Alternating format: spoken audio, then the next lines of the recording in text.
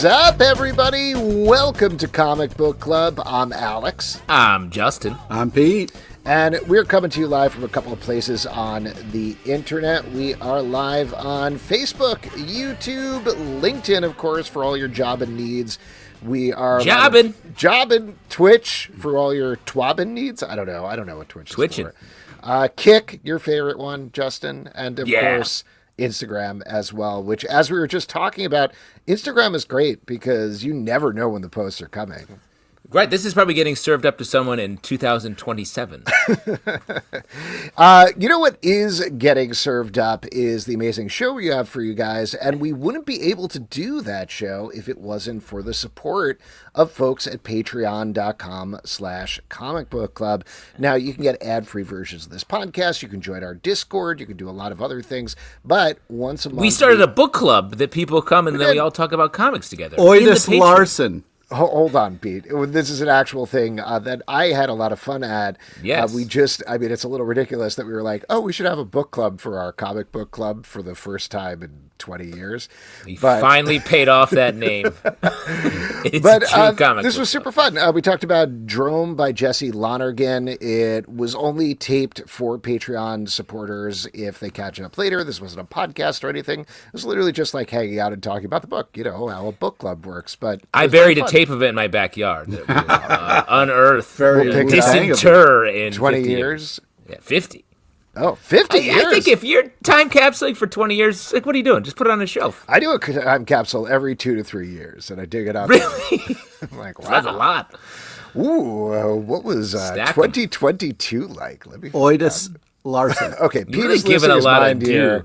And that's great. I don't know, particularly because Pete, right before we got on, was like, I don't even want to read these names. I don't want to pay tribute to these people. How dare you. I don't like them. I don't support them. I wish they would. That sounds like me. Yeah, okay. You were like, I don't even want to refund their money. I want to keep their money. And we have guests we got to get to an amazing show. He thinks Oidus Larson is a curse word, like Imperious Rex. Yeah.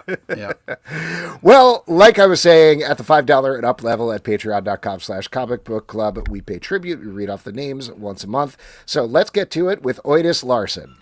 Aaron C. Hollis. Aaron Flo. Adam DeRose. Adam Henson. Adam Marks. Adriel Moreland. Alana Fontenot. Andrew Primo. Andrew Tillman. Estevariz.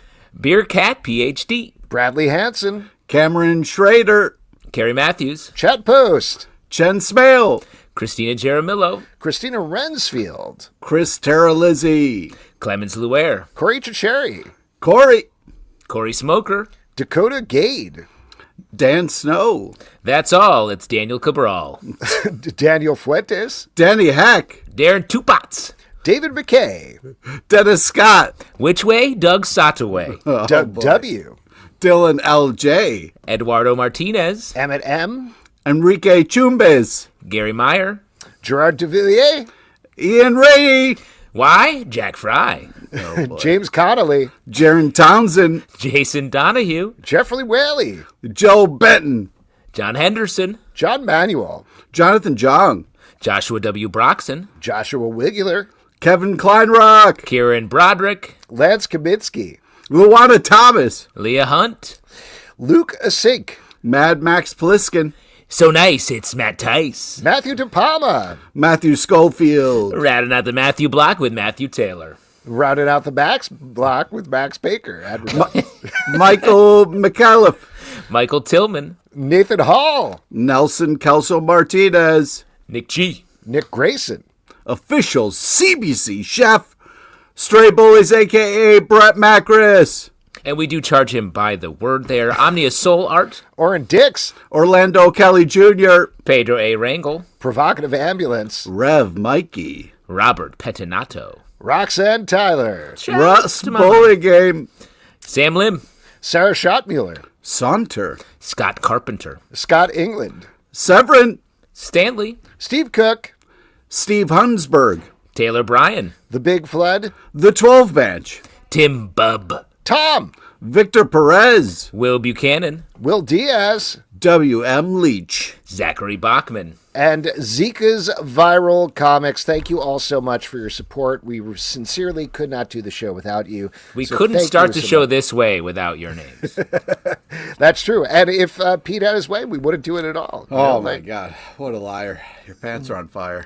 I know. I'll play the tape from right before the show because I record everything we say. Alex records everything secretly. That's sneak. illegal. No. I asked your permission 18 years ago, so we're good. Yeah. You signed some fucked up forms. We really did. I'm sorry. I got you guys.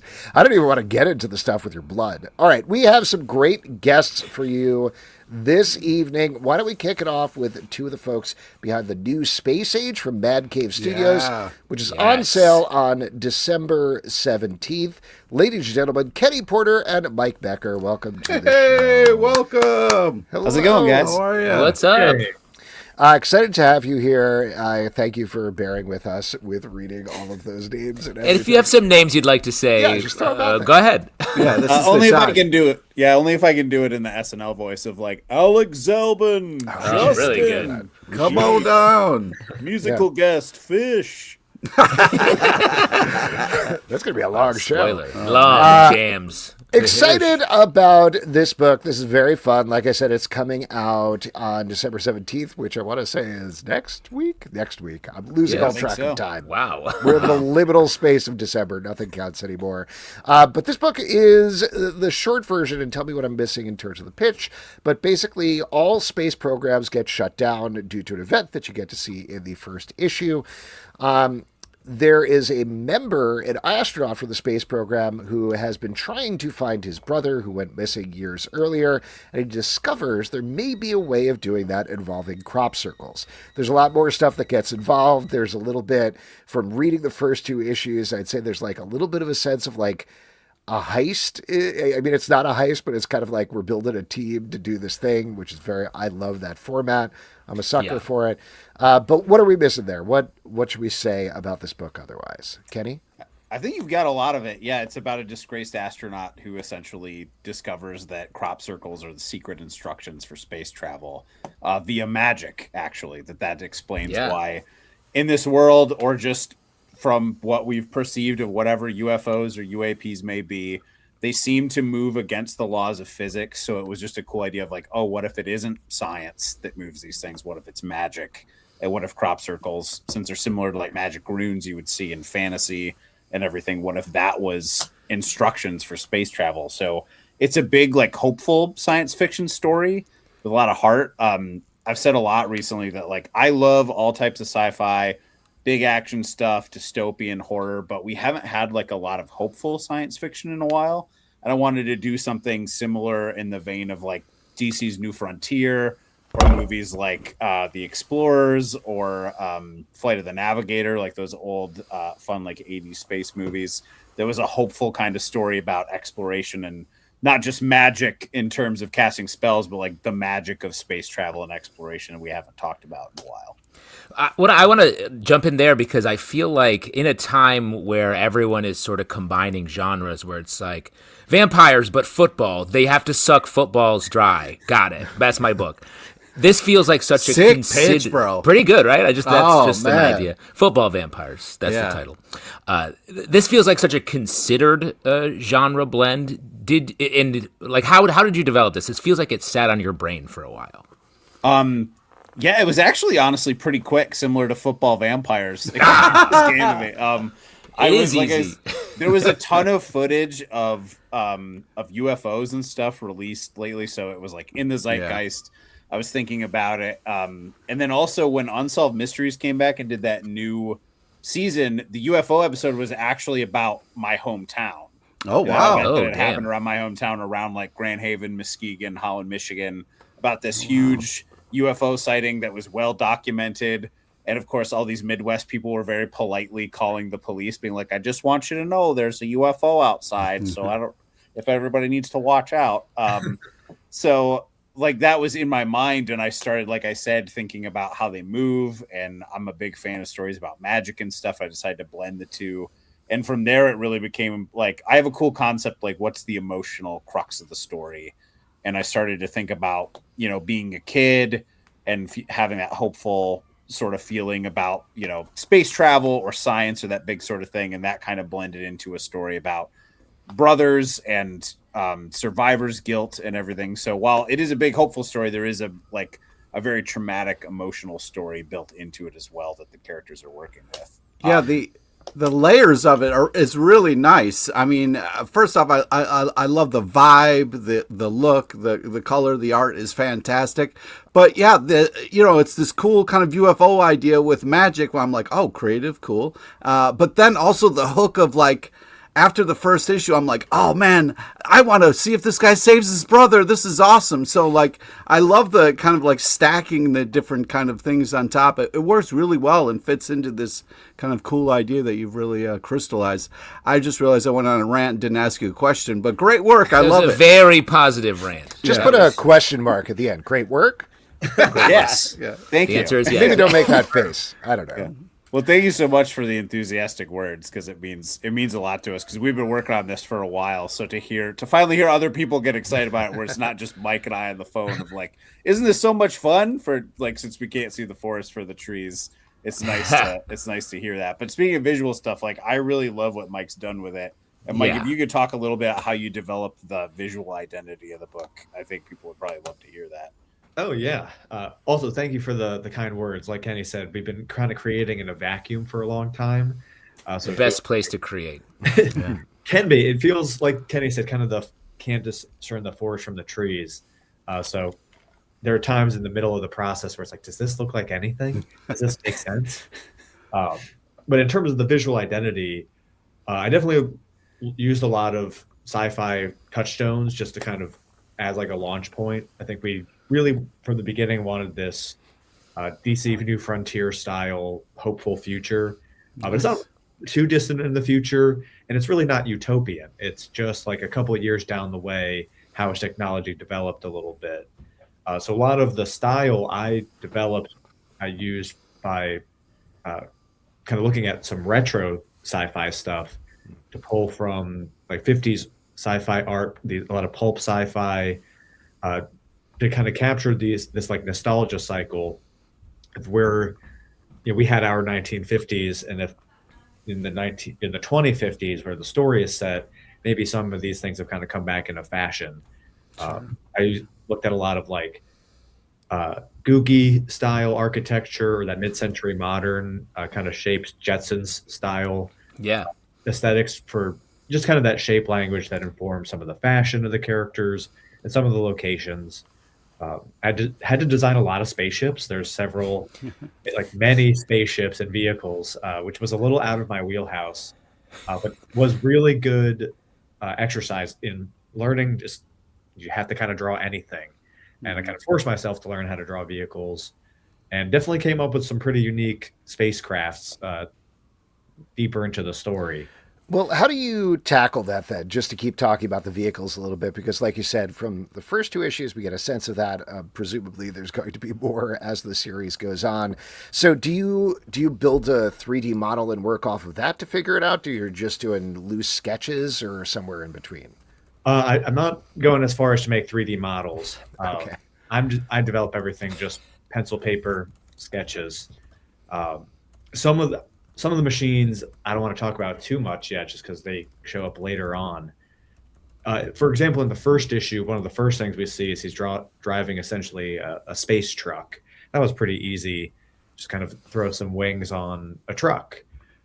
Then deeper on, there's some like medical equipment. So I looked at some like ambulances or other sci-fi hospital-looking devices or vehicles. For the actual ships themselves, a lot of the design I came up with was inspired by some of the crop circle rune language that we developed. Yeah. That's kind of what the magic system in the book is. The ships became kind of a 3D manifestation of some of those ships. So that's why when you see them, that's why they look the way they do. Not to get super granular on it, but like, how do you actually, like, do you have like a punch list of like, okay, I need this type of spaceship, this space truck, and are you just rabbit holing your way through the internet to finally get to what you feel like you need? Well, I guess I start with kind of a design pass on the script. I usually read each script 3 times. The first time just to get the story. I'm not really taking notes. I'm just reading it.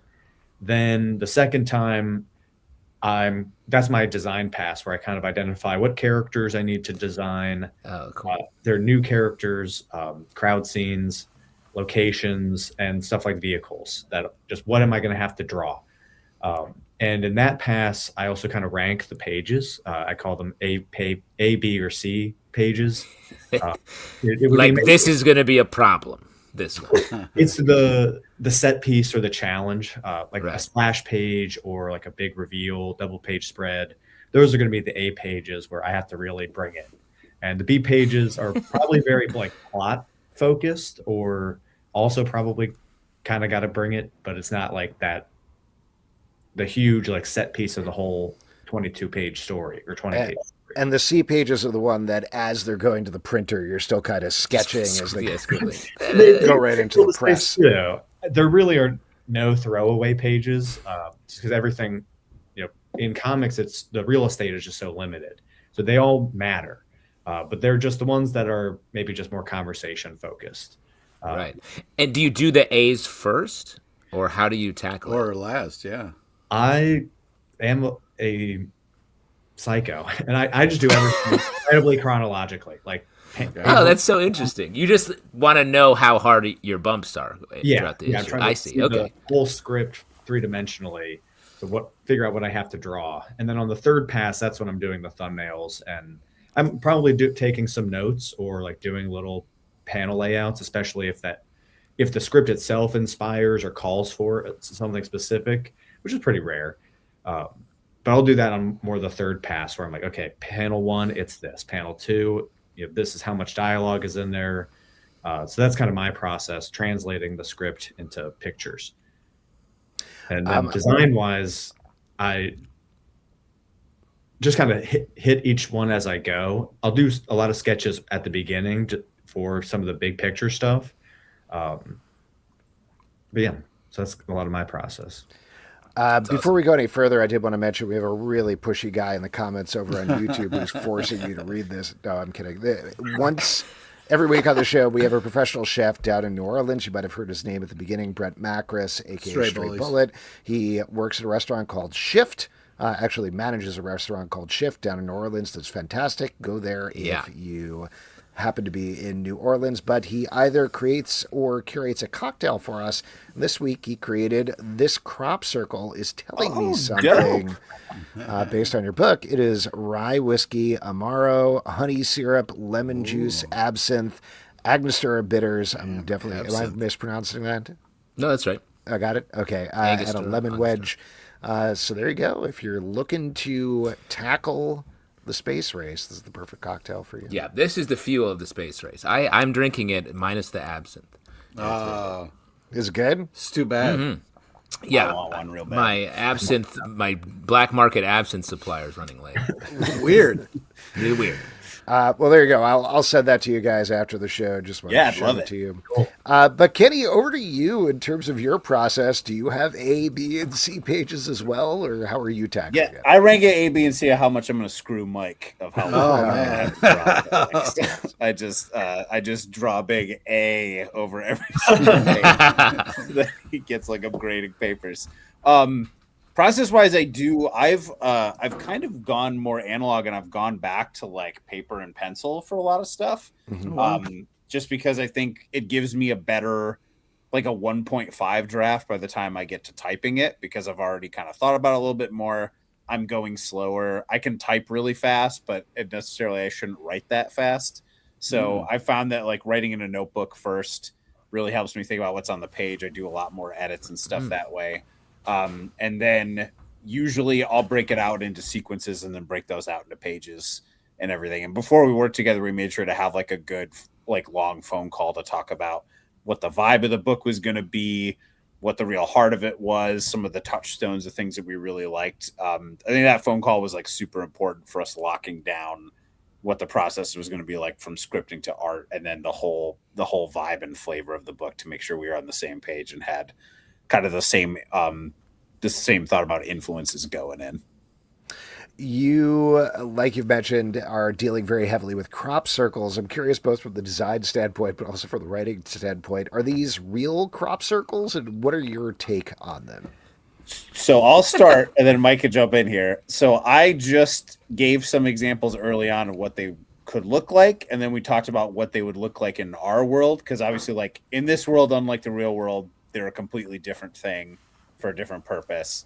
And from what I understand, I was kind of, I'm going to be completely honest, I was kind of a jerk about it, because I would just be like, draw a symbol that means this.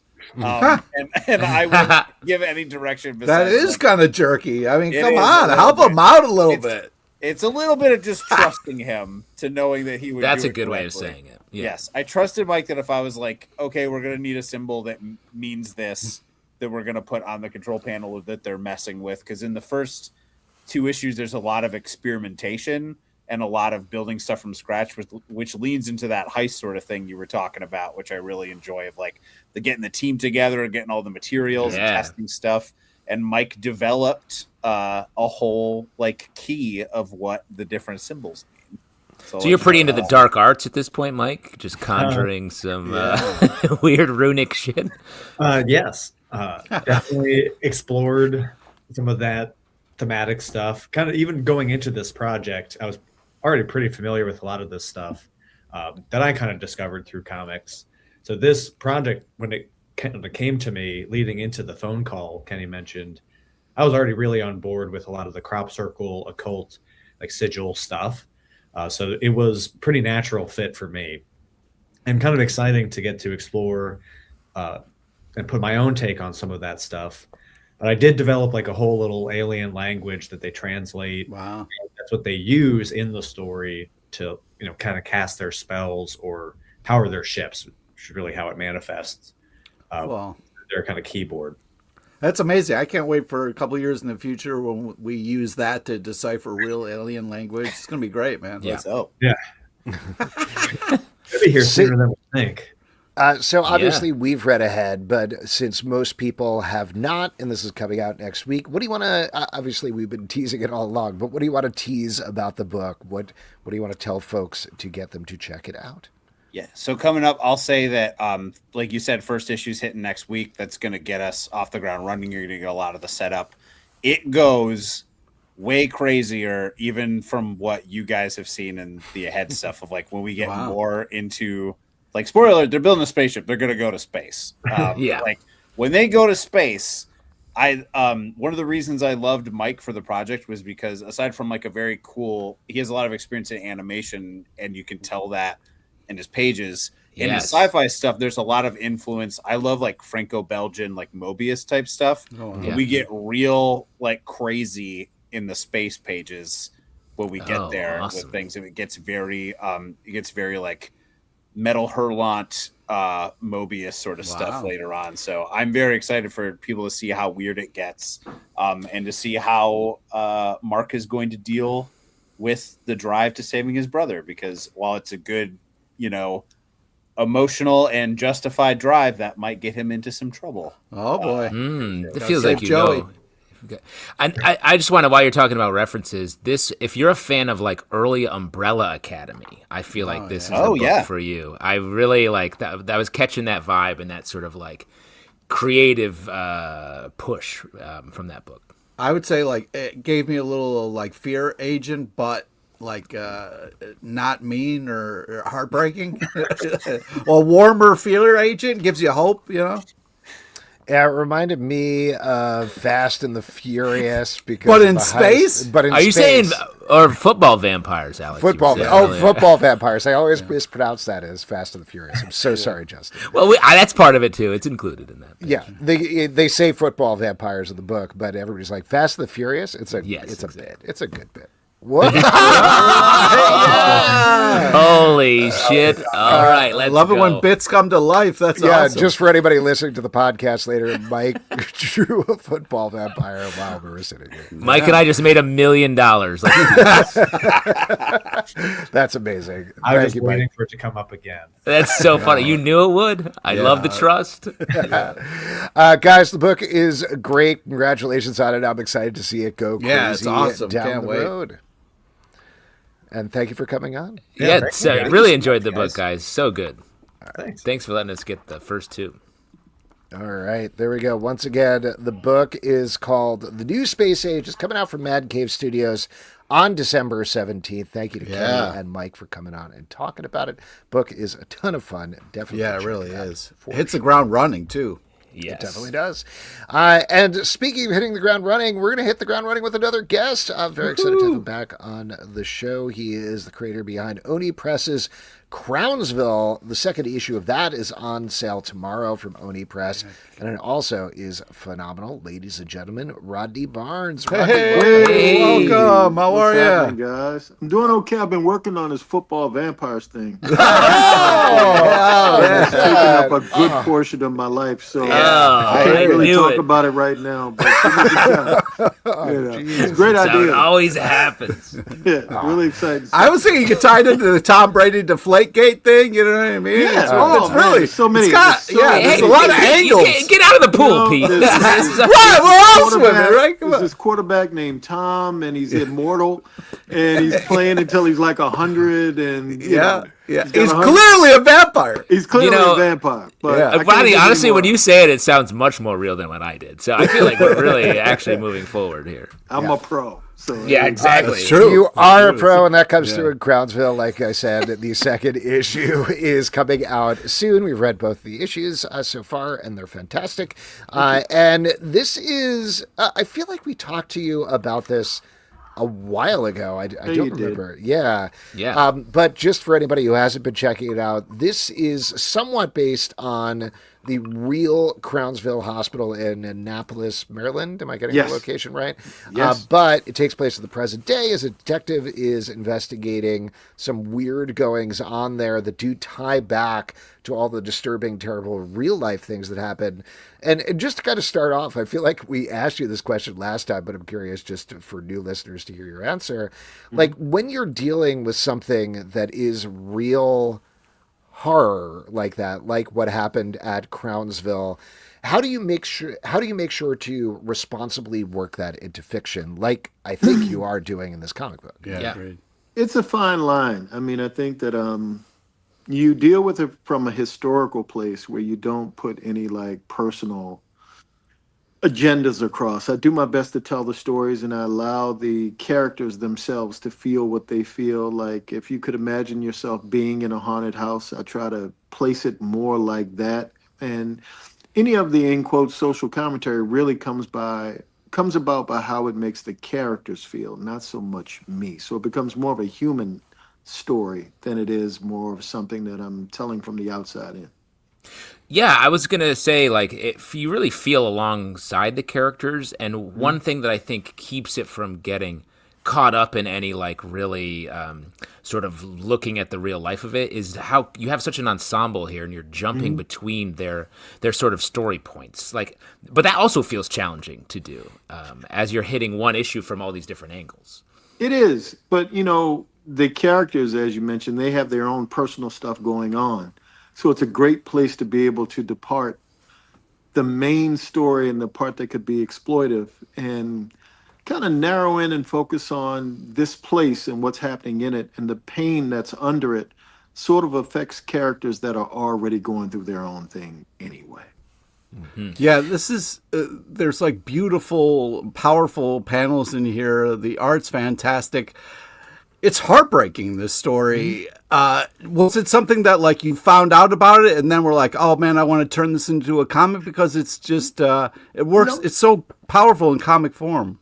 Thank you. No, my grandmother worked there when I was a kid. Oh, and, wow. I had family members that were patients there. And probably about 6 or 7 years ago, I started to go back to the place and just out of curiosity, because it's been condemned for a while. And one night I go out there and the security guard shoos me away. I'm going to call the cops. You know, what are you doing here? Blah, blah, blah. And I was going to taking pictures and just to kind of, you know, work on an idea. Right. And then when she, as people do, as she's yelling at me and threatening me, and I'm telling her, you know, I'm thinking about doing a story and blah, blah, blah, she Googles me. And as she Googles me and she figures out that I write television and all of this other stuff. You're a pro. It works again. It And always then works. it turns. She does a complete 180, and she starts to tell me about Now things she's that giving go. you a tour and stuff. Yes. Oh my gosh, she's telling me about things that go bump in the night there. Oh wow. And then all the security guards that are on staff, they all kind of pull up and they go, that building there, that people come out and scream at 2 a.m. And if you my want to hang God. around and this thing, and we saw this and blah, blah, blah, blah, blah. Oh. And it's like, it becomes this, they become excited just about the possibility. Yeah. of Everyone what they has a see. fucked up story who works in a place like that. Yes. And I'm sure they want to tell you. And they do. And so that was sort of what was under it. And then I kind of had the green light to come there anytime I wanted to. Well, I would have just just to- ran away. That would have freaked me out so much. Yeah, I didn't go too far from my car. I was always near my car. Smart. Well, to get back to Pete's question, though, so you go there, you're poking around, you're sort of reconnecting with your family history, you get all these guards telling you all this stuff. When does it transition into being a comic book? I thought about doing a novel at first, and I have a friend, Antonia Hilton, who's on MSNBC, and she did an actual nonfiction study of the place, like spanning the 100 or so years that it was in existence, and there's like 1,100 or so unmarked graves on the property, and that's why I think it's hard for them to actually do something else with it because their bodies everywhere. Yeah. And so, if you give me enough time and you give me enough space to be able to think, I come up with a story and an entry point. And all I really need is an entry point to something that's human and personal. And it was right around when my mom passed that I started thinking about regret and certain things. And I was like, well, why not sort of incorporate how I'm feeling right now into this story that's so personal to the area? And the two were kind of mixed together and intertwined. It struck me, especially in the second issue that comes out tomorrow, how it's almost seamless going from the real life horror and just the investigation the characters are undertaking into the supernatural. Like, I feel like in a lot of books, it's much more of a like dun dun dun moment when it's like a strange thing has just happened. But you made the choice to have the characters be like, "Yep, let's follow this ghost a little bit." So, can you talk about that? Like, It making felt it like so. one, I think I personally prefer stories, kind of like Poltergeist. She turns on TV and TV sucks her up and we're there. You don't need a whole lot of what brand TV was it. Yeah. I know they were Sony living TVs, on top of a burial, on a Indian burial ground or something, or a cemetery, a graveyard or something. But it didn't take long to get from A to B. And I wanted to get from A to B so that I could speak more about some of the history, some of the experiments, some of the things that didn't happen that were surreal, but kind of walk with things that did happen. And because there's a lot of real estate and a lot of characters to cover, you really don't want to go through a bunch of exposition and learning about people and waiting for something to happen. I wanted to just jump and dive right in and get going. The book is really lovely to look at, too. And I know that's not exactly your department, but Elia Bonetti's art is absolutely gorgeous and really complements the story well. Yeah. What's it like working with the artist on this book? Elia's fantastic. I met him. We actually had finished the book before I met him because now virtually everything is email. Certainly for people who live outside of the country. But I met him at New York Comic Con. He actually gave me a couple of pages, original art, which is one of the best parts of being a writer in this thing. And I just thought his work was fantastic. Jason Sean Alexander, my frequent collaborator, introduced us. And I wanted a feeling that was more ethereal and different than what we do in Philadelphia and some of the other things that we Blackula, some of the other stuff we work on. And I just felt like his tone was perfect and the soft colors. I thought the muted colors between the pinks and the greens sort of lent themselves to feeling like a mystery ghost story. Like there was a feeling that was there before you actually read a word. And I wanted that feeling because art, really writers get a lot of credit, but I think the art is the thing that keeps a book moving.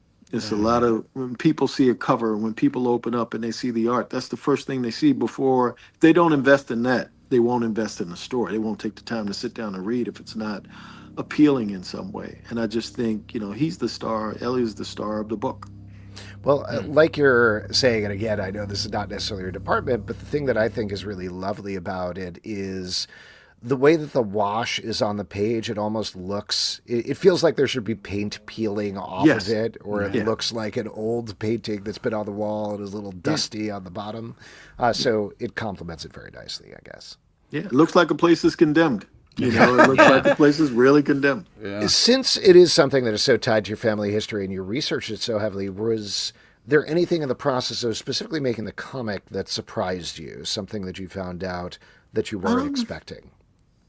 I think really between reading Antonia's book and going through all of this research, my level of empathy, you know, a lot of times when a place is standing for a long time, like a place is just in the background of your life, you hear about it, it's there, and then it closes. I don't think I realized the magnitude of the suffering and the nature for like 100 years, what this place represented and all of the pivots in history that it had to endure.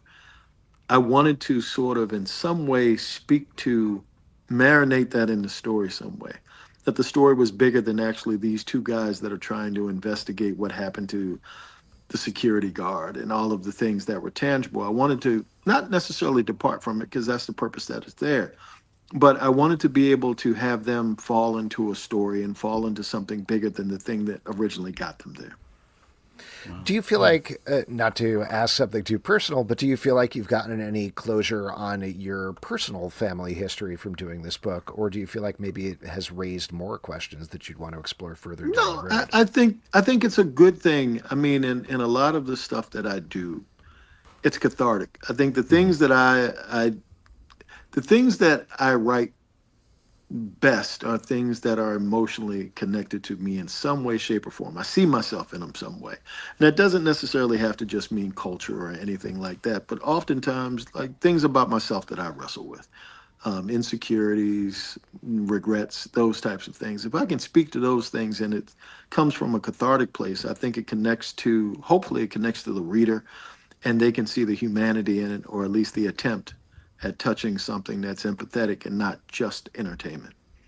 You spend a lot of time in your work, both through this book and then also Philadelphia, while like you were mentioning, as well as your podcast and other things with the supernatural. What, this is a very broad question, but what draws you to it? What makes you interested in that in particular? That's easy. When I was a kid, you know, only child, watching the Universal Monsters and the Hammer films and, you know, growing up on that stuff and growing up with 70s horror and Dawn of the Dead and Howling and all of that great stuff. For a lonely kid, those things became like friends. Like, you know, I probably really would be a serial killer if I didn't have some place to put my imagination. You know, I would be probably one of the vampire football players if I didn't have some place to put my imagination. And in a lot of ways, it saved me in a lot of ways. So now as an adult, and, you know, I started writing comics, A, because I love them and they've been a part of my life. But B, I wanted a writing exercise that didn't require writing a movie or a TV show because so many of those things are linked to business. I wanted that romantic idea of being a writer that I had way back when, where I could just write something that was fun, that was personal to me, didn't have a lot of notes, but just like, you know, 20 pages or so of something that was personal. And, you know, now I do that on a regular basis. I probably write too many of these things right now, but it is like a cathartic exercise. It's like a form of therapy to just be able to sit down and, you know, in some ways connect with people. You know, comics are their own culture. You know, it's not like when they were on the spinner racks in every convenience store and liquor store when I was growing up as a kid. Now you've got to actually go out of your comfort zone to find a comic shop and, you know, they're not as easy. They're not as accessible. They don't cost, they're not a quarter anymore, 20 cents. They're not just disposable entertainment. So being able to still be a part of it, you know, as life moves on is a great honor. I love them. Has any of your family members read the book, and have they? What have they? My community has. I did a signing at Third Eye Comics in Annapolis, and shout out to Steve and staff at Third Eye. And a lot of people were walking up to me, thanking me for doing the book, and they remember the place, and I drive by there every day, and I never knew this was there, or they knew. And a lot of the people that were in my grandmother's time, they've passed on, but their children remember the stories, and some of the older people remember the stories, and it's history is in a weird place right now with what's talked about and what's not, and sometimes from a macro place and not so much nuance and specificity. So being able to speak to it in a way that's not medicine and is still entertainment, I think is a virtue. I think it's a good thing. So all thumbs up all the way around. Well, just to go echo ahead. what they were saying to you, thank you so much for making this book. It really blew my mind and was really not only beautiful but powerful to read. Oh, thank you, man. But again, for the last time, when you read Vampire Football Players, and That's good. in the huddle, the things that happened in the huddle alone, that's the first issue. You're gonna All be blown huddle away. issue. Yeah, the huddle issue, Gonna kill it's you. 30 seconds you're supposed to be in the huddle, and they're there for 100 years. So Oh, man. That's the coffin. But it's The only coffin. 30 seconds to the people in the exactly. stadium. Yes, because then we go out in the stands, and I don't want to give it away. Oh, man. It keeps getting better. Well, it's a long series. There's a lot of stuff to spend. Long series. Yes. This one is not necessarily long. I believe it's 5 issues. Is that correct? It is. It's 5 issues. I think Oni did a great job with how they've marketed it so far. And the first issue was the double issue. And it's 5 issues. I've finished writing it all, so we should be on time and everything should be good. Awesome. And before we let you go, I know you're a busy guy. Anything else you want to plug? Anything else I think people should check out? 30 Days of Night. I think the second issue is on its way or should be on stands. I don't follow it as well as I should with when things come out. I think Han Solo, Hunt for the Falcon, number 3 or 4 should be out today. Awesome. So yeah, there's some stuff out there. There's some Rodney stuff out there. Awesome. Rodney, thank you so much. A pleasure chatting. Congrats on the book. It's great. Of course. Such Look a forward to great talk to you guys again. Of course, Take care. anytime. Thank you. book. All right. Oop, I cut him off. I feel bad. Regardless, Who knows what check he's gonna out say. Crownsville number 2. Also check out Crownsville number 1. It's a great setup for the second issue. It really is. Wow. It goes in Alex. order. It's Yeah, impressive. Really pretty nuts. saying it like it is. I love Yes, it. that is out from, but Crownsville number 2 is out from Oni Press tomorrow, so check it out. And folks, we are going to move on with our next section, which is my favorite section because you all make it up. It is your audience questions. And for audience questions, all you got to do is drop a question in the comments, and you're not going to believe this, will answer it. It's pretty crazy. It's a new Sounds thing. very Guaranteed. Guaranteed. I guarantee it. Guarantee it. Yeah, it's really good. Oh, boy. Always a problem infected when him. Pete and I go for the same reference. Justin, you are drinking tonight's drink. Was. Very good. That's how good it is. Just a cube at this point. Just a cube. Don't worry, but I'm drinking Pete's local beer, Yingling. All right. Hey. And Pete, what about you? Oh, man, I don't have a garage, but I got the beer. You know what I'm saying? Oh, nice. Wow. Look at you, back up in the comic attic. That means it's like a Canada goose flying south for the winter. Yeah, I got too excited last time. I gotta lay off the microphone. You know what I mean? Apologies to the people listening if I got too close, too loud. You were running a little hot last week. It's okay. I was like fired said, up. when I we was excited to be you're back in my excited. attic. You get excited. Yep. It's fine. It's a positive thing, except for listeners. Except for, I shouldn't Except punish for the people listeners. It's really when I positive, get except excited. for everyone here who's listening, including us, your co-hosts. I'm listener number 1, along with Alex. Yep. Every week, I love listening to the show. That's what we're doing right now. Nat In a Townsend way. asked, do you have any comics or nerd-related holiday traditions? Great question. Great question. Well, I mean, sort of. I think 2 things come to mind. Like when we put together our best comics of the year and best graphic novels, that is like my time to pick up, especially graphic novels that I'm like, oh, I have been meaning to buy this and just haven't yet. So that's sort of my time. And also starting in like a week is when I can actually sit down and read more outside of our stack and everything. Yeah, I feel like holidays is when I can really catch You can up on unwind things. and just catch up on some reading. Well, I have reader's guilt, so I don't know. I'm not relaxing, guilt. but I'm just getting that grind back on. Interesting. I don't know if this is nerdy necessarily. I think it probably is. But on New Year's Eve, we always get a new puzzle, and we do a puzzle leading up to New Year's. Just hang out. That's certainly nerdy. Yeah, there you go. And it usually is like a Marvel puzzle or something. So yes. What's your piece count? Usually try to go for, if it's New Year's, like 1,000, because it's not too bad for the kids. You can complete it in a couple of hours. It's mad. Hours? Wow, race. Yeah. Interesting. Yeah. Pete, what about you?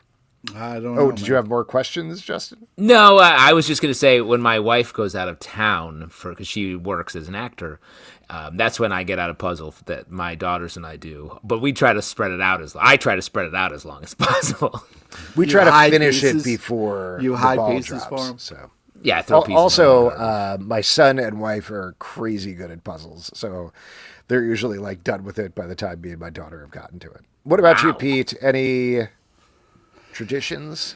Not nerdy ones, but yeah. I do. I like the revving up for the old holiday fight that we have over what comics should be rated where. You know what I mean? It's nice to get into yelling shape. You know what I mean? So I'm excited. Oh, you're talking about our best of. Yes. I'll mention, since we're talking around this, so we have our best of lists. We're going to be putting them together. Because of holidays, we are going to be skipping at least one, probably 2 live shows, I'm guessing, at the end of the year, but we're still going to put up episodes. One of them will be our best of the year that will go up, and then the other one will probably do like a movie TV preview or something like that, like we did last year. Yeah, we're still figuring it out. Yeah, but there you go. But if you have any nominations, things that we should keep an eye out for best of the year, single comics or graphic novels, particularly those at our Discord, hit us up there. That's easy for me to track, or you can hit us up socially or elsewhere, and I will try to add those into the mix. Yeah. This is from the Greater Good 42. Not only his question, but my wife is really enjoying Pete's Tracker Corner on the Weekend Geek. Keep it up. Wow. Hey, shout out to your wife, man. All right. That's nice. This is clearly a CBS burner account. Well, CBS boss, I will mention, and this made me feel crazy. I don't even know how this happened, but I get reports monthly from Google Analytics about our website and like what people are searching for. And one of the trending searches that was up last month was Tracker Season 2, Episode 6. And I was like, what? On our site? On our site. People were searching for it. Coming to our site. I got the info. You let me know. Come on.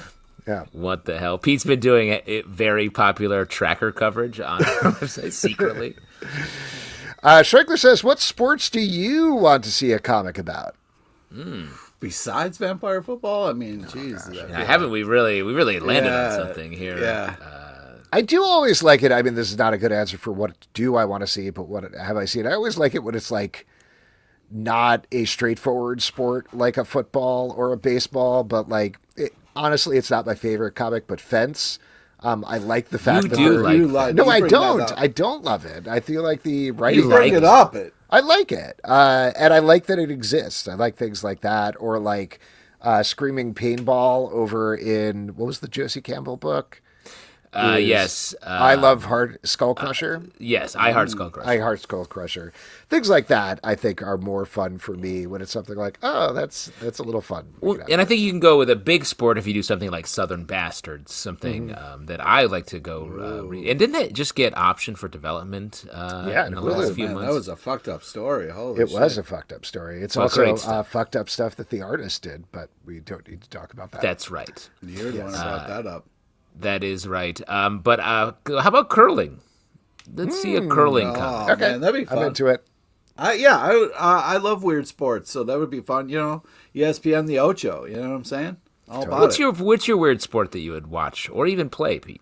I do frisbee golf. I enjoy playing some frisbee golf. I don't know how weird. There's your comic idea. Not a lot happens in frisbee. How about vampire frisbee golf? Think about it. Pete, you should watch darts. Have you ever watched darts? Oh, yeah, professional darts. That shit gets crazy fast. I used to, and back in the day, man, I used to be pretty good at darts. All right. I guess we'll never know. Yeah. We got to get together, do some darts. Ross Collect says DCKO has been getting a little hate because it was advertised as one-on-versus-one fights. It's my first event I've collected, so it's a little disappointing to me. How do you all feel about it? And I will say, potential spoilers if you're not caught up with DCKO. It's in the issue 2. There's already been twists and turns. The second issue was about finding items more than the one-on-one fights. But I will say they're doing... This is all fight month. We're in the middle of all fight month, which is 1-versus-1 fights. Pete, that was just a little bit of background. You look like you were about to jump in. Or barf. I love I'm having a great time with the KO setup. I think it's like a fun idea. Yeah, I can see why some people would be disappointed if they thought it was going to be like a big kind of thing. But I think it's cool because it's like, there are different battles and different comics that you're kind of like checking in on. So I don't know. So far, I'm having a blast with it. I think they're doing, it's a cool idea. And yeah, I also think this kind of like Darkseid evil that kind of is starting to eat characters is an interesting idea. So I'm interested to see how that's going to shake out and if like the winner kind of turns evil or how that's going to work. But man, I've been having a blast with just kind of the whole giant battles and stuff. Yeah, I mean, I think I like it. I do think they front-loaded a lot of exposition and twists in the beginning. So that might seem like it's off-putting or just a little heavy up top. But I do think this month is going to be the fights that everyone has been waiting for. So, like, I think ride it out for this month, I would say, Ross, and see what you think coming out the other side. Because I think it will all pay off. It's just they did it in an order we didn't expect, maybe. This is from Easy Reader 7839. Do you guys have any books on your Christmas list? Well, I'm Jewish, so... Yeah. Nice. Well, I did send you a Bible, Alex, so the original book. I'm excited to crack that open. Find out what happens. You gotta check it out. Seems like it'll be a good story, so we'll see. Yeah, there's one thing people love is the story of the book. Art is not super tight bananas. Just no spoilers, but yeah. Great cover. Really thin pages too, because it looks sort of thin as a book, but the pages are that's like napkins, like single ply toilet paper. Yes, I will say not on my Christmas list, but I'm very idly long-term project planning on going back and rereading all of Stephen King's books, or at least the ones at the beginning, because I haven't read them in like 20 or 30 years at this point. I read The Running Man before the new Running Man came out, and I was like, all right, I love Stephen King. This is great. So I started reading Carrie the other day, his first book, and then I'm going to try to go through in chronological order. Wow, in order. Well, look at you. Once I hit it in the stand, that's going to hold me up for like at least a year each. And are you going to do as much cocaine as he was doing? Yeah. 'Cause I think he might be right. He wrote them faster than you can read them. I think. Yeah, that's true. If I do cocaine, I'd be done now. Yeah. That's the That's a spirit. really That's true, weird and that's plug true for of cocaine. everything. That's true of any activity, Hey kids, don't do cocaine. Unless you want to go fast and be cool. unless you want to get it done. You know what I'm talking about? Finish that to-do How do list. It's adults the end get of the it year. done? Cocaine. That's more true than I thought when I was a kid. I feel like it's going to that's for bite you sure. in the end. I don't recommend it. Yeah, what's the one? I mean, there's probably a couple of them, but there's like one book that famously Stephen King does not remember writing. Yes, I feel like it was like Christine or Cujo, maybe. I think it's Christine, the one where it's like, this is a book? And when people still ride for Christine, the movie. That's the book where the car is evil. Yeah, the evil car. Yeah. That seems like Cocaine wrote most of that, so shouts to that.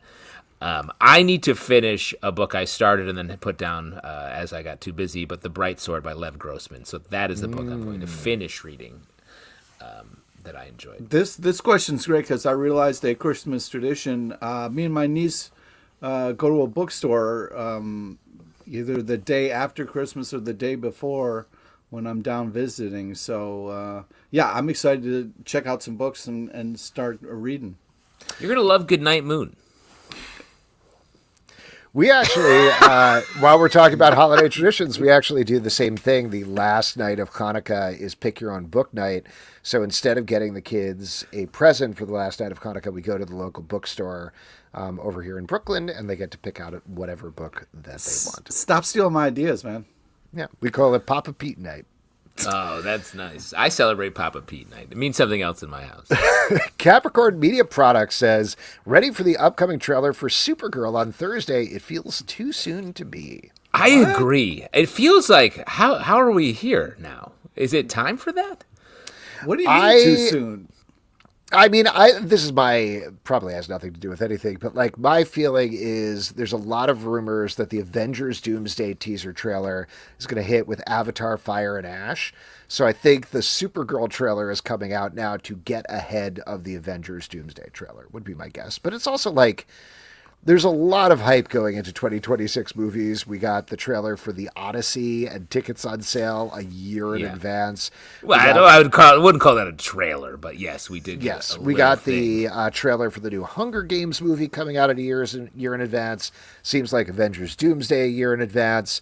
So, like, I don't know, movie companies clearly are like, there's lots of great movies coming. Come check out our movies. So that's probably part of it. It may also have something to do with the Warner Brothers sale, just in terms of like being like, look at all these cool things that Warner Brothers has. But Yikes. I don't know. No, that's it. They're not that savvy.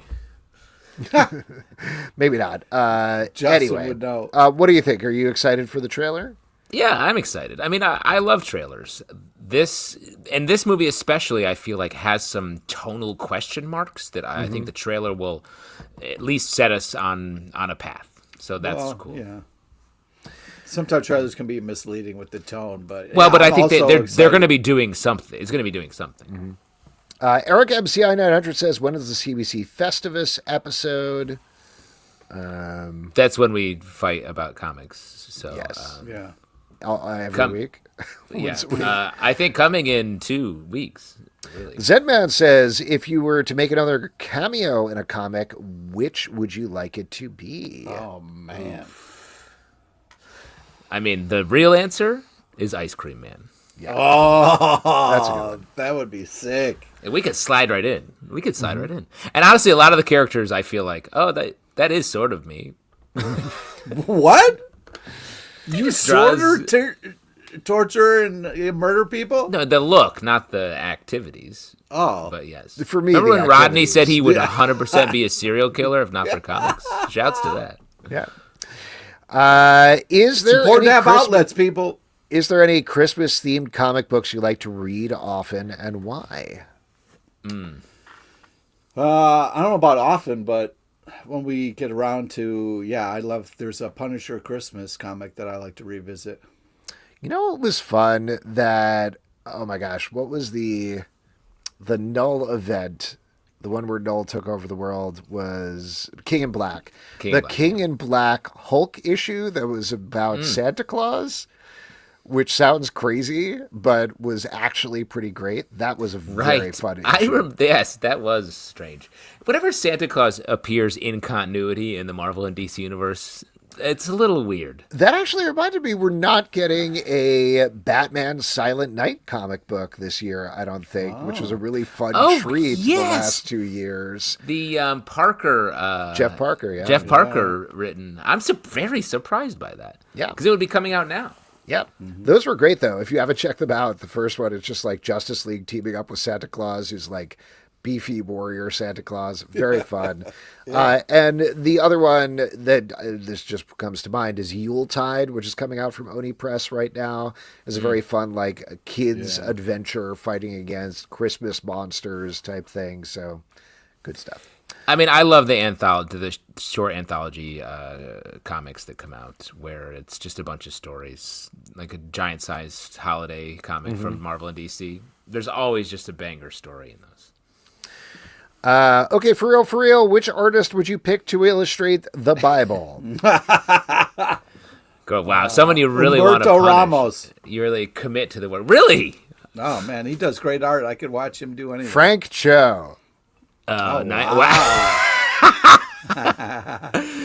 Good. Really good. Liefeld? Yeah, I'd love to see what Frank Cho would really do with a lot of I want to those. see Jesus with a lot of pouches. You know what I mean? Just like No, I a think you lot need of Mark pouches. Bagley to just bang through. Give I everyone mean, just he like- probably already did it. He heard He's it. halfway He heard done. it, and he's done. Yeah. Dan Mora, same thing. Dan Mora also did his own version of the Bible while we've been talking about it. Chris Bocciolo. Let's really add some frogs. Yeah, dude. Come on. That would be unbelievable. Yeah. The Botch is a sick artist. Ken Gordon says, I have not read much manga. Any must reads? Well, there's tons. Yeah. I'll mention I've been mildly obsessed with the Crunchyroll manga app. I've been reading through stuff on there. Lone Wolf and Cub. They don't have that, but I did read, there's some very basic manga, like starter mangas, but Spy Family is great, very charming, very funny. I also read Delicious in Dungeon, which is pretty hilarious as well. It's about a group of adventurers who realize they could eat the monsters that are in the dungeon to keep themselves alive while they're in there. And there's one guy who's like, oh, we should really kill that monster, don't you think? Because he just wants to taste everything in the dungeon. Meanwhile, everybody else is on a mission, so it's very fun. And the one that I just started getting into, which I don't know, this is like very under the radar, I don't know if you guys heard it, is One Piece. Have you guys heard of that? Yeah. You're getting into One Piece now? I'm getting into One Piece now. Welcome to the club, bro. Have you read it, Pete? Have you read it? Yeah, dude. Okay. You read it as well, Pete? And I've seen a ton of episodes. Wow. All right. I went on a deep dive on One Piece a while ago. I just don't know anything about it, and my son's obsessed with it, so I was like, all right, I'll give it a try. I don't know. I'm not going to read the whole thing because that's insane. But it's much funnier than I thought it was going to be. Like, it's a very jokey... The pirate goof? The pirate goof is funny. Pirate goof. Yeah, makes sense. I mean, Death Note, you didn't say, but that's the one that I really got obsessed with years ago. Yeah, Death Note is amazing. 20th Century Boys and Pluto are great as well. Astro Boy. Lots of stuff. Iron Walk Jan, of course. We all love that. Let's see. Stanley2099 says, does Alex miss his beard? Will he regrow it? Yeah. Not really. Not yet? I don't know. You don't miss it. Not yet. It's cold out, man. It's all right. Do you find that your beard really warms your face, Pete? I don't think that about what. It's like having a sweater. I don't buy that. Yeah, I'll see about my face sweater. We got a couple of other things here, and then we'll wrap up. So let's get through these. But Capricorn Media Products this is Pablo D. Martinez, by the way. Hey, Pablo D. Martinez. Undercover. Yeah, what do you think of WBD being owned by Netflix? Well, not so fast, said another corporation recently. Paramount launched a hostile bid that was massively more money, all cash, that the shareholders will be into, that is. So I think this is going to become a much longer fight than initially was between two companies that are generally considered bad for anyone that works in the entertainment industry.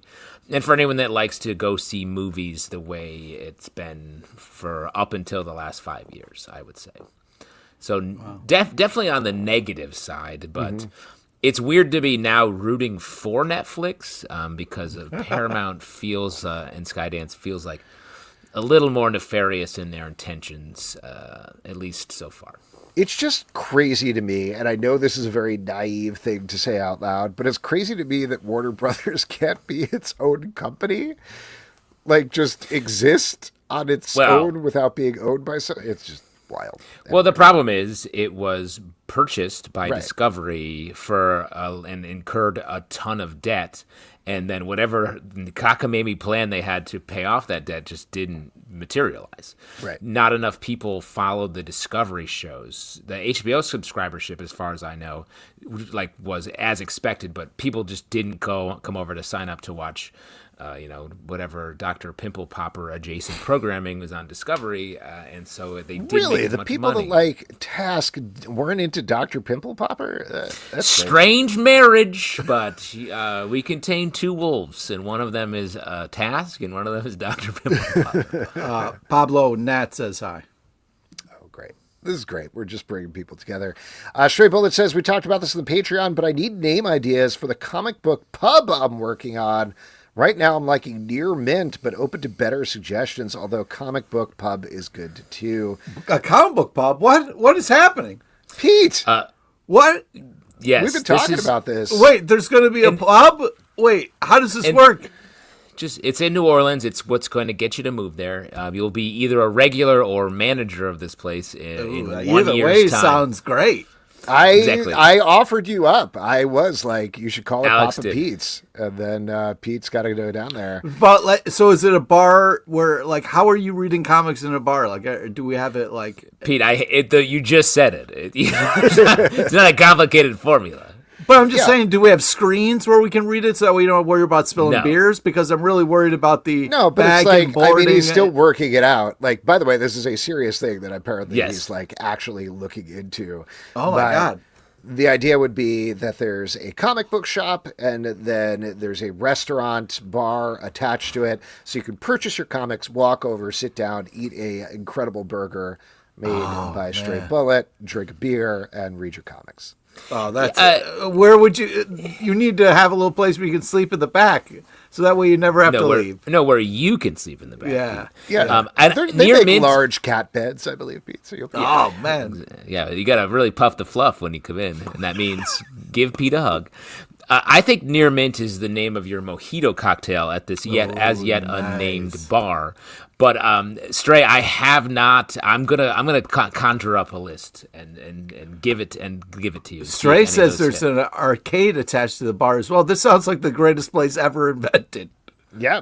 And Pete, for real, you should probably jockey to be the manager of the comic book portion. Move down to New Orleans, work the there. arcade. Either way. You know what I mean? This is kind of your dream, right? Yeah. Yeah, exactly. Pete managing a comic book store arcade bar. He will die happy probably soon after he Oh moves. no. Yeah. Well, we hired Pete. He moved down to New Orleans and Died happy. died happy. We're in a bit of a bind. Yeah. But He's frozen in carbonite in the back of the bar. That's him right there. You can still come visit him. If you listen close, you can still hear him yelling. Beautiful. oh, that's great. You really should do that, though, Pete. 100% not a joke. Like a banshee just about Frankencastle. That's right. And we are going to move on with our next section, which is trivia. And for that, we're going to turn it over to Pete LePage. All right. This is the part we give back to you, the lovely audience. It's an opportunity to win $25 free to Midtown Comics online, because if you had $25, you want to go to a comic book shop. You know what I mean? Make your dreams come true. All we need is a first hand up or a volunteer. Oh, we got Ross Collects coming in hot. Nice. With a Twitch level quick response. Stanley, Pete does have a cool Cajun vibe. I don't believe you, Stanley, but that is a nice thing to say. Oh, man, that's fun. All right, Ross Collects, you're going to get it. Take it away, Pete. All right, today's trivia is about the comic Ultimate Wolverine and a small nod to the legend June Lockhart. R.I.P. Mom from Lassie. All right, please listen to all three options before making your selection. Here we go. Question number one. Who writes the comic Ultimate Wolverine? Is it A, Chris Condon? B, spill the tea, John. Who is Phil dating? C, John Phillips Dayton. Wow. Wow. Sometimes it just falls into place. Yeah. Pete, how did it go when you worked on Who Wants to Be a Millionaire? Did they just give away too much money? It was a real problem. I was hired and then fired. It was the quickest turnaround in history. A? Is it A? A is correct. All right. Here we go. Hey. Question number 2. What Earth is this ultimate universe set in? Is it A, Earth 6160? B, knock it off with all the sexting? C, David Sexton? Now, just to check, is his Right? name spelled Sextin apostrophe, or how do you spell it? It's His Christian. how I pronounce it, which I'm surprised you didn't pick up on. It's Sexton. Yeah, but Pete added a little flavor onto it. A? A is correct. Here we go. Last one. Don't overthink it. Question number 3. What is the take on this version of Wolverine? Is it A, Winter Soldier Wolverine? B, Are You Even Real? C, Adam Sims.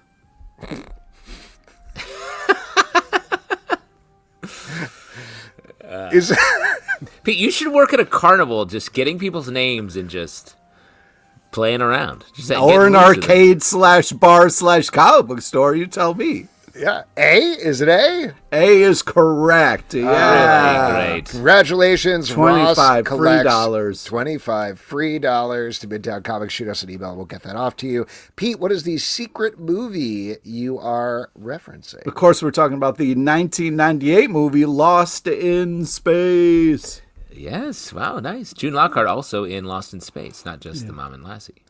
Yeah. And TV show. new It's the original comics TV show. come out. That's right. Wait, as before well we as the move movie. on, like Pete, it's very funny to me that your dream of working at Stray's Bar, but you applying and not having enough bartending experience to really get the job. Oh my God, that would. So be... I would just keep that in mind as you live the next. Wait. couple If years. you lived at bars and went there all the time, that's not enough bartending experience. Pete, that's not bartending experience. That's bar attending experience. What about when things went crazy and I had to jump behind the bar to help out? You know what I mean? Show me a video of you jumping behind the bar, and I'll believe every word out of your mouth. I look forward to seeing you This hop was the bar. before, you know. Have you ever seen the movie Coyote Ugly? That's basically about Pete. It was Yeah. It was... No, the ugly part. Yes, when he fell over the bar into the Fun fact: Coyote Ugly starts with someone selling their comic to pursue dreams. You know, That's very true. That's right. Wow, you guys No, that actually is dropping. true. Coyote Ugly is a comic book movie. That's right. Yes, definitely. It'll Do you be know playing at our offhand? funerals. Because I don't. Do you know offhand what comic it is? Because I feel like it's like Action Comics #1 or something Nope. crazy like that. It's the first appearance of the Punisher. Oh my God, is it? Is it really? Get out of here. Wow. Is that I will true? say, I bet you've watched that I movie a thought lot, it was Pete. the Spider-Man comic, but I might be. That's Punisher first appeared in a Spider-Man comic. So Could be. I if don't know. Pete I comes guess- to work at the comic book pub, he has to dance in the bar every night. No problem. No problem. Be careful what you wish for.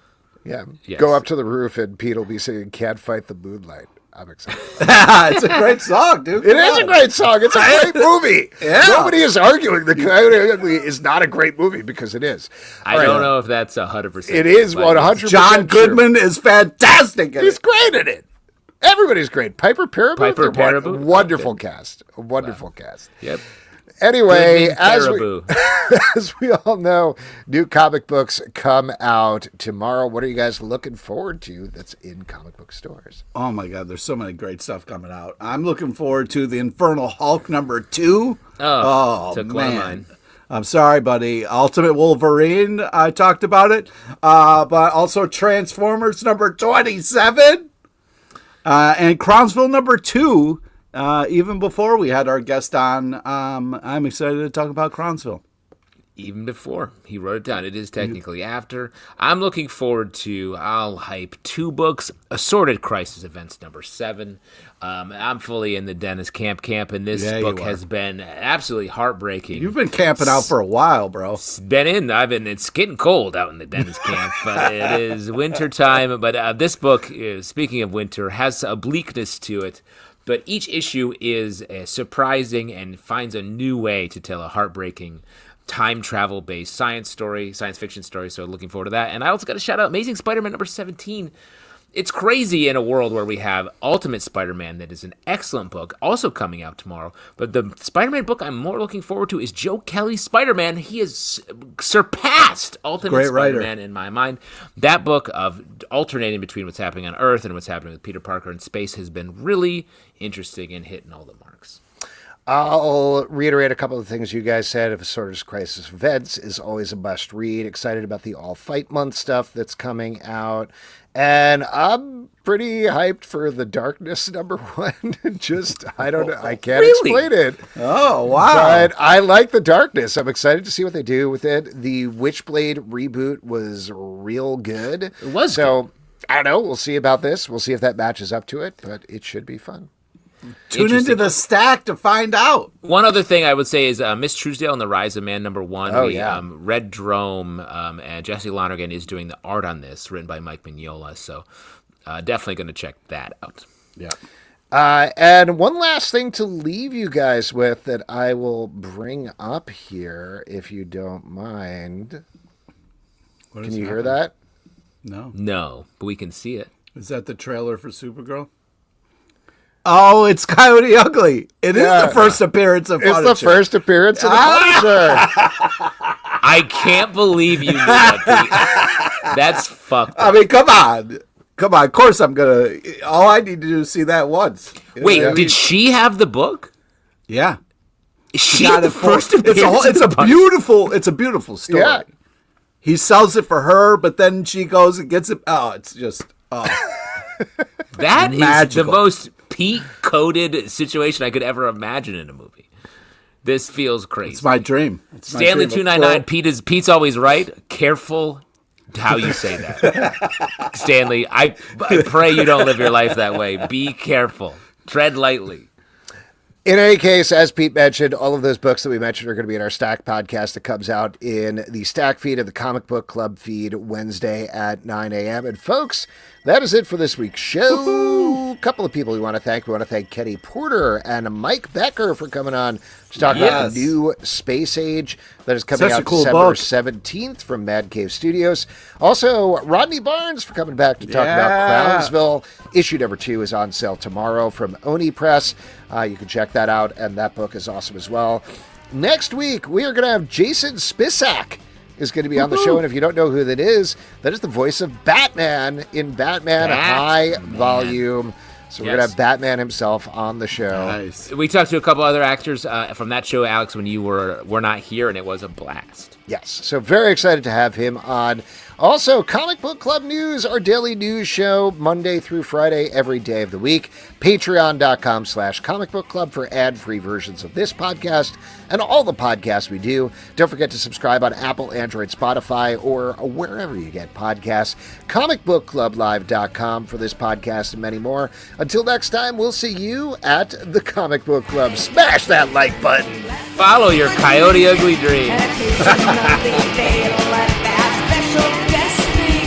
So grab your written hammer, don't be late for it, 'cause their girlfriends can barely tolerate it. Comic Book Club, Comic Book Club, Comic Book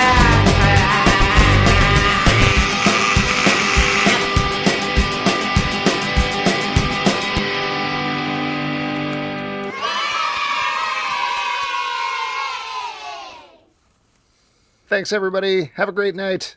Take care of yourself. Night.